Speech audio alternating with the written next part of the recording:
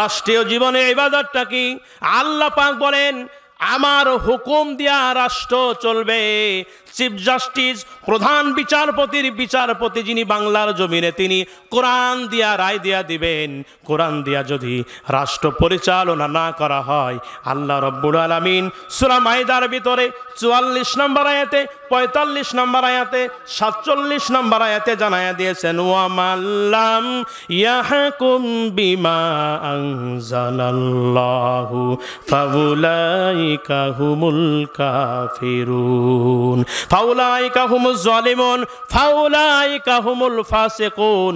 আল্লাহ রাব্বুল আলামিন জানায়া দিয়েছেন, কোরআন দিয়া যারা রাষ্ট্র পরিচালিত না করবে, কোরআনের হুকুমত দিয়া যারা দুনিয়ার জিন্দেগিতে কোর্ট আদালত এইভাবে করে শাসন ব্যবস্থা যারা না পরিচালিত করবে, আল্লাহ পাক বলেন তারা কাফের, তারা জালেম, তারা ফাসিক। পড়েন নাউজুবিল্লাহ।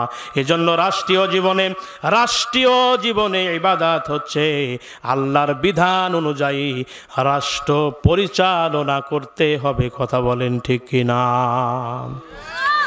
এতক্ষণ ধরে যা বললাম আমাদের জীবনের সাথে কি এগুলি মিলে ভাই? যদি না মিলে তাহলে আমাদের কোরআনের সাথে আমাদের আসতে হবে, কোরআনের রঙে নিজেদের জীবনকে রঙাইতে হবে। তার কারণ কোরআনের শাস্তি, এই চোরের শাস্তি আছে না নাই? চুরি করলে শাস্তি আছে, জেনা করলে শাস্তি আছে না নাই? ওয়াসানিকু ওয়াসানিকাতু ফাকতু আইদিয়াহুমা জাযাআম বিমা কাসাবা নাকালাম মিনাল্লাহ।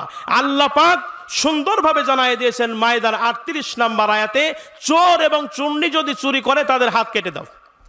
কোন চোর চুন্নি? যারা পেটের খাবারের অভাবে যারা চুরি করে তাদের হাত না, বড় বড় যারা দায়িত্বশীল, একটা কলমের খোঁচায় লাখো কোটি টাকা যারা আত্মসাৎ করে, জনগণের টাকাগুলি যারা মেরে খেয়ে যাদের নিজেদের পকেট যারা ভর্তি করে, তাদের হাত কাটার কথা বলা হয়েছে। ঠিক কিনা বলেন?